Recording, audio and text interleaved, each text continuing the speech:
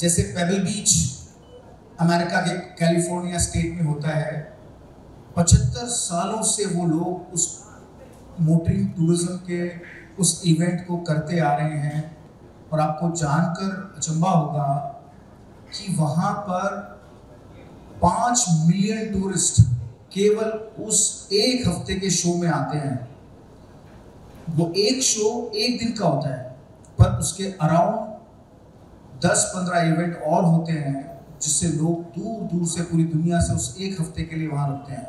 $50 का जो छोटा सा मॉडल होता है वो भी $500 पर पहुँच जाता है, क्योंकि नीश टूरिज्म में इसकी बड़ी अपार संभावनाएं थी।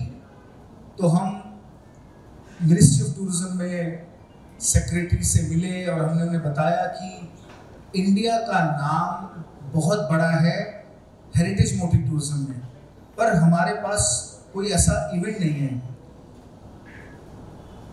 रोल्स रॉयस जैसी बड़ी कंपनियों ने भी अपनी 2/3 गाड़ियां 1948 तक भारत में बेची।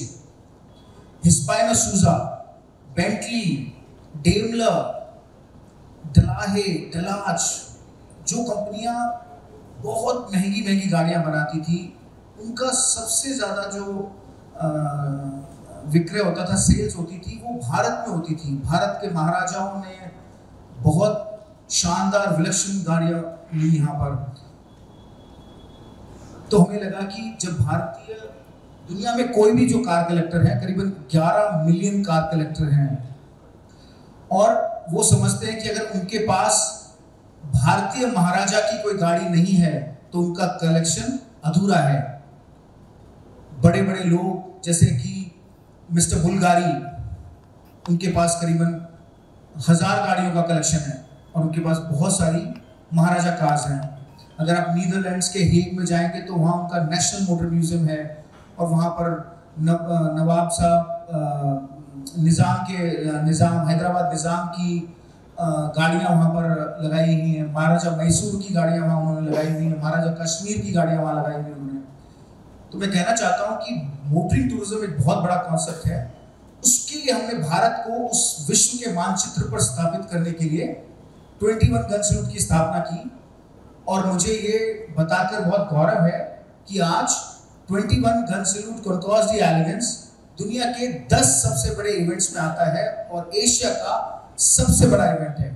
होते हैं उसमें 75 सालों के बाद किसी एशियन इवेंट को उसमें उन्होंने रिकॉग्नाइज किया, अवार्ड किया, और 2016-17 में हमें प्रेसिडेंट का टूरिज्म अवार्ड मिला for the unique tourism concept के लिए। जो आज 11वां एडिशन है, जो 21 से 23 फरवरी को फ्लैग ऑफ होगा इंडिया गेट से।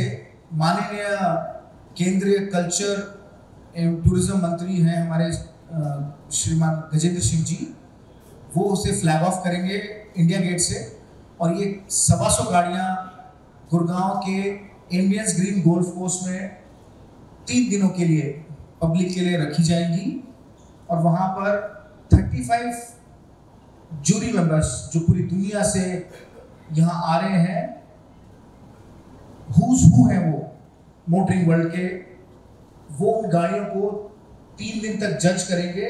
और 23 फरवरी संडे को उन 125 गाड़ियों में से हर क्लास में से 3 को अवार्ड मिलेंगे, best in class, first runner up, second runner up करके। साथ में भारतीय संस्कृति और मोटरिंग हेरिटेज हम इन दिनों को दर्शाते हैं। तो क्योंकि इसमें बहुत सारे विदेशी मेहमान आते हैं, तो हम कथकली, नागालैंड के इसमें बहुत सारे कलाकार अपनी कलाओं का प्रदर्शन करने आते हैं। सिक्किम से आते हैं, तमिलनाडु से आते हैं, लखनऊ से आते हैं, हरियाणा से और पंजाब से आते हैं। तो भारतीय कल्चर को मोटरिंग हेरिटेज के साथ भी दर्शाया जाता है, जिससे कि दुनिया के सभी देशों से आए हुए लोगों को पता लगे कि भारत मोटरिंग हेरिटेज में ही नहीं, पर अपनी कलाओं में और कल्चर में बहुत स्ट्रांग है। 11वां एडिशन बहुत विशेष है, क्योंकि इसमें जितनी भी गाड़ियां दर्शाई जा रही हैं वो सब अलग हैं पिछले दर्शाए गए इवेंट से। 21 गन सैल्यूट की खास बात यह है कि जो गाड़ी एक बार पार्टिसिपेट कर लेती है वो दोबारा कभी नहीं दर्शाई जाती है, जिससे कि एक नयापन रहे, जो विदेशों से लोग आ रहे हैं उनके लिए भी, और जो कार कलेक्टर्स हैं उनके लिए भी एक इंसेंटिव रहे कि उनके घर में एक गाड़ी जो कबाड़ा हो रही है उसको दर्शा सकें। मात्र ये कहने से कि ये मेरे दादाजी की गाड़ी है, मेरे पिताजी की डोली इसमें आई थी, इमोशनल वैल्यू है उनके पास, पर जब तक उस गाड़ी को तैयार करके कहीं दिखाए ना, वो इंसेंटिव ना हो, तो वो उसको तैयार नहीं करते, वो घर में ही कबाड़ा बनती रहती है। तो 21 गन सैल्यूट उनके द्वार तक पहुंचता है, उनको जो मदद चाहिए होती है, उसको रेस्टोरेशन के लिए जो एडवाइस चाहिए होती है हम देते हैं कि वो कहाँ से रेस्टोर कर सकते हैं, कैसे रेस्टोर करवा सकते हैं, और दुनिया भर के लोगों को कैसे दिखा सकते हैं, और आने वाली जनरेशन्स को कैसे उस इवोल्यूशन को दिखाने में मदद कर सकते हैं। आपके कोई सवाल हो तो मैं। इतना बड़ा प्रोग्राम आप जो होने जा रहा है, भारत सरकार से आपने कुछ मतलब असिस्टेंस मांगा था? भारत सरकार आपको कुछ बोला है? हाँ, तो इसमें ministry of tourism government of India हमें पिछले 5 एडिशन से सपोर्ट कर रही है। करीबन 10 सालों से गवर्नमेंट ऑफ इंडिया का बहुत बड़ा साथ है और बहुत महत्वपूर्ण भी है, क्योंकि नीश टूरिज्म में हम पिछले 10 सालों में हर साल 5 बड़े बिलियनियर्स को लेकर आते हैं। पीटर ब्रिक्स जो ऑस्ट्रेलिया के सबसे बड़े गोल्ड माइनर थे, वो इसमें गाड़ी लेकर आ चुके हैं। कर्ट इंगलहॉर्न जो 45th मोस्ट रिचेस्ट मैन है, वो जर्मनी से इसमें गाड़ी लेकर आ चुके हैं। पीटर गेन्स कूपर जो इंग्लैंड के 10 सबसे बड़े अमीर लोगों में आते हैं, वो अपनी गाड़ी यहाँ दर्शाने के लिए ला चुके हैं। तो हम ऐसे बड़े बड़े लोगों को इसमें लाते हैं, जिससे कि जब वो भारत में आते हैं तो भारत की अर्थव्यवस्था को भी उससे सहयोग मिलता है, क्योंकि ये लोग जब आकर शॉपिंग करते हैं तो उससे, और जो यहाँ के होटलों में रहते हैं, जब यहाँ आते हैं तो कुछ दिनों के लिए नहीं आते, फिर वो कुछ समय यहाँ बिताकर जाते हैं, तो उससे भारत की जो अर्थव्यवस्था है उसको भी एक मजबूती मिलती है। नॉर्मली अगर आप देखेंगे बैकपैकर्स आते हैं तो वो बहुत बड़ा योगदान नहीं कर पाते हैं इकोनॉमिकली भारत को, पर जो ऐसे अमीर लोग जब आते हैं तो वो बड़ा योगदान कर पाते हैं टूरिज्म को बढ़ाने में। भारत से भी हर साल रतन टाटा जी 2 बार इस इवेंट में आ चुके थे, और उनके कजन जिमी टाटा भी पिछले कई सालों से गाड़ियां इसमें दर्शा रहे हैं। इस साल भी जिमी टाटा जी 2 गाड़ियां दर्शा रहे हैं। विवेक गोयनका जी जो इंडियन एक्सप्रेस के चेयरमैन हैं, उनकी भी गाड़ियां आ रही हैं। रंजीत प्रताप चेन्नई से, सुंदरम साहब चेन्नई से, गौतम सिंघानिया जी बॉम्बे से, योवन पूनावाला जी और आधार पूनावाला जी पूना से, पूरे भारत के उद्योगपति इसमें अपनी गाड़ियां दर्शा रहे हैं। और उसके अलावा आप ये कह सकते हैं कि गुजरात से लेके आसाम, कन्याकुमारी नहीं तो कोयम्बटूर से तक, और कश्मीर तक से गाड़ियां आपको वहां पर कलेक्टर्स की गाड़ियां देखने को मिलेंगी। तो एक ऐसा यूनिक प्लेटफॉर्म है जहां पर पूरे भारत से गाड़ियां आती हैं। Thank you. सो वैल्यूएडिशन के बारे में आपने डिटेल में बता दिया। तो जो प्रेजेंट कार मैन्युफैक्चरर्स जो टेक्नोलॉजी है, there is a transition in fuel consumption, तो उनका भी कुछ रोल है इसमें कैसे? सर, जितनी भी टेक्नोलॉजीज अगर आप देखते हैं आज के ज़माने में, आपको जान के अचंभा होगा 1897 से लेकर 1907 तक 2/3 जो गाड़ियां बनती थी वो इलेक्ट्रिक कार्स बनती थी। 150 माइल्स तक जाने के लिए एक सिंगल चार्ज में सक्षम थी। कारों में बैटरी स्वाइपिंग हर 100 किलोमीटर के ऊपर उन्होंने स्टेशंस बना रखे थे जहां से आप बैटरी स्वाइप करके जा सकते थे। आज नहीं है ऐसी सुविधा। आज हम संघर्ष कर रहे हैं, जो 300-350 किलोमीटर तक की गाड़ियां तो हैं, पर ये नहीं है कि आप बैटरी स्वाइपिंग की सुविधा हर 100-200 किलोमीटर पे है, या आप उसको चार्जिंग करेंगे तो आपको 1.5 घंटा वहाँ कहीं रुकना पड़ेगा।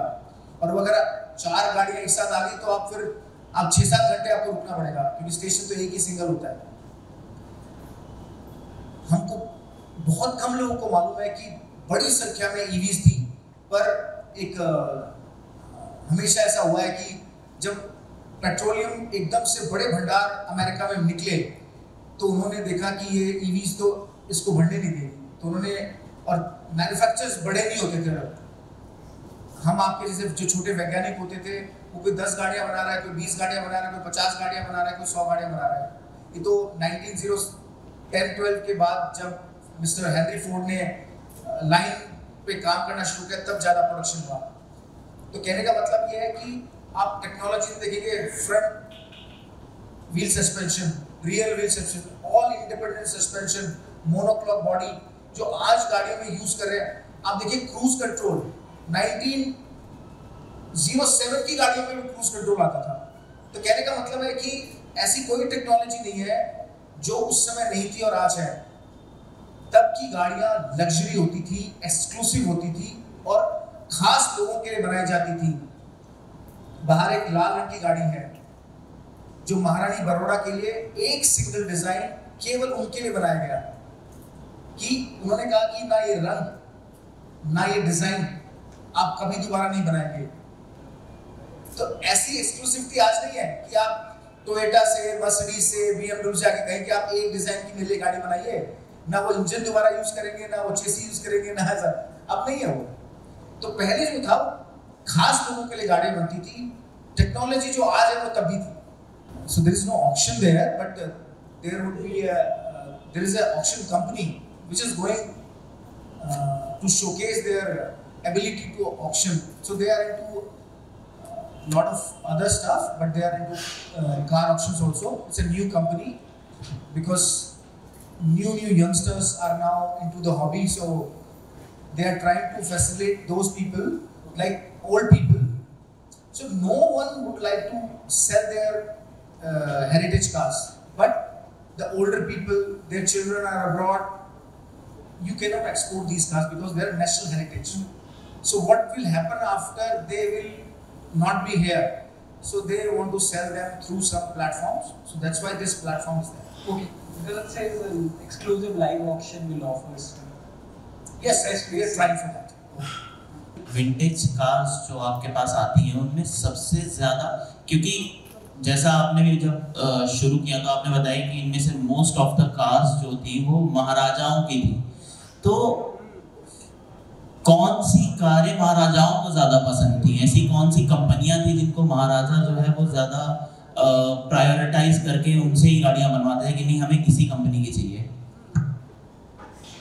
1948 तक 2/3 जो टोटल रोल्स रॉयस में गाड़ियों का प्रोडक्शन करता था वो भारतीय महाराजा खरीदे। कितनी बड़ी संख्या में सोचिए आप। हिस्पैनिक सूजा, बेंटली, डेमलर, वो सब गाड़ी अभी है इंडिया में नहीं। एक्चुअली क्या हुआ कि 70s में जब पेट्रोल की प्राइसेस बहुत बुरी तरह बढ़ने लगी और फिर क्या होता था कि महाराजाओं का भी ये प्रीवी पर्स बंद होने के बाद हालत थोड़ी इकोनॉमिकली खराब हुई, तो उन्होंने उनको कबाड़ियों को बेच दिया।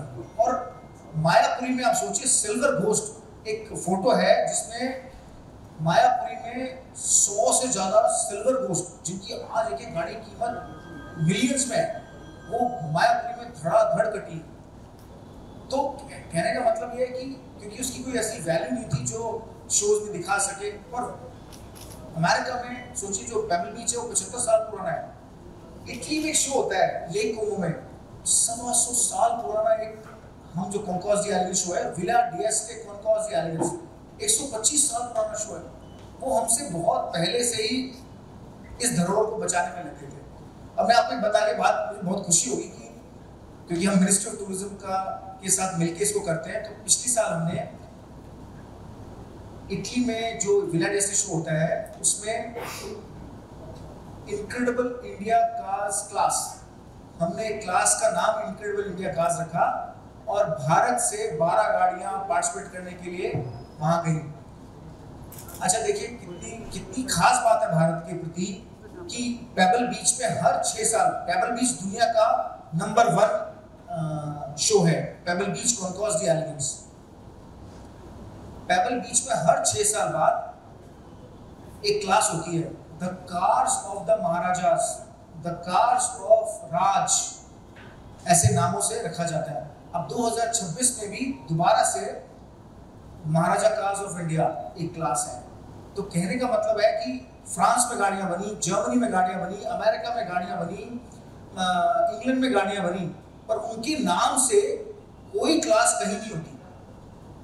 भारत के नाम से, महाराजाओं के उस खास गाड़ियां खरीदने की वजह से भारत का नाम इतना ऊंचा है। और इसमें इसीलिए मैं कहता हूं कि भारत का विश्व पटल पे जो